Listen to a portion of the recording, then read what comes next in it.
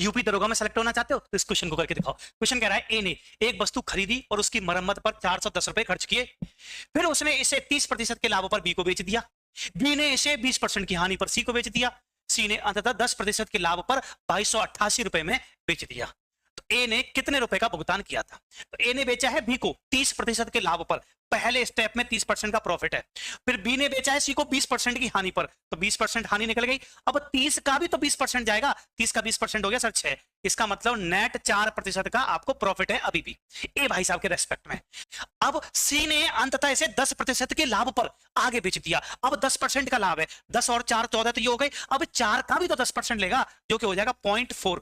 तो आप कहेंगे नेट प्रॉफिट यहां पर ए के रेस्पेक्ट में बनता है 14.4% का। अब आप कहेंगे 2288 रुपए में बेचा गया है, 14.4% का लाभ है, तो सर 2288 रुपए विक्रय मूल्य है। तो इसके हिसाब से विक्रय मूल्य कितना आएगा? 100 रुपए आपकी खरीद के, 14.4 रुपए आपके प्रॉफिट के, तो सर विक्रय हो जाएगा इसके हिसाब से 114.4 और गुणा में 100। ए के लिए खरीद निकाल रहे हैं हम, तो दशमलव हट गया, ऊपर आ गई 0, तो ये इससे कट के 2 और 1 0 आ रही है 20, 20 गुणा में 100 हो गए सर 2000।